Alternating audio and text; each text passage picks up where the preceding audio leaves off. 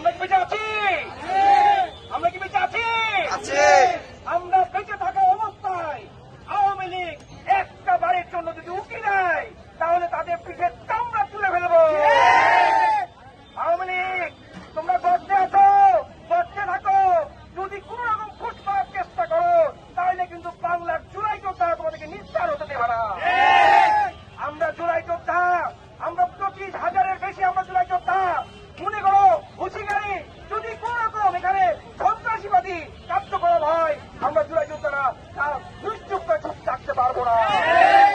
আমরা যতক্ষণ পর্যন্ত আছি আওয়ামী লীগ তুমি শুনে রাখো, তোমাদের এই কার্যকলাপ কোন মতেই বাংলার জমিনে হতে দেব না, হতে দেব না। তোমরা তোমাদের আস্থা না, তোমরা তোমাদের নিজেদের জীবন, তোমাদের জীবন যদি থাকে তাহলে আমাদের সকলকে আসো প্রতিহত করবো।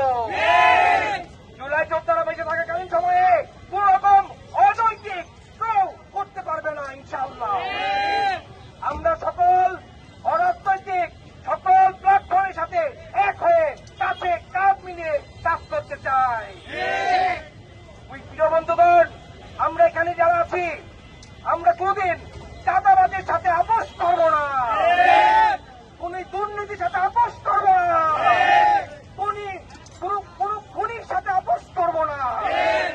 আমরা জীবন দিয়েছি, আমরা শহীদ হয়েছি, আমরা আহত হয়েছি, এই বাংলাকে নতুন বাংলাদেশ হিসাবে উপহার দিব বলে ইনশাআল্লাহ।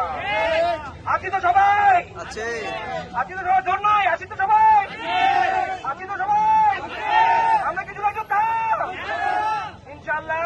আমরা এই পর্যায়ে আমরা এই প্রতিজ্ঞাবদ্ধ হচ্ছি যে কোন রকম দেশের অনৈতিক কার্যকলাপের সাথে কোন জুলাই যোদ্ধা আপোষ করবে না। প্রিয় বন্ধুগণ, আমি আর বেশি কিছু বলবো না।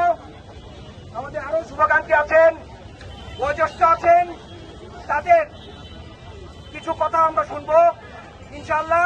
তারা কিভাবে আহত হয়েছে সেটাও শুনবো। আমি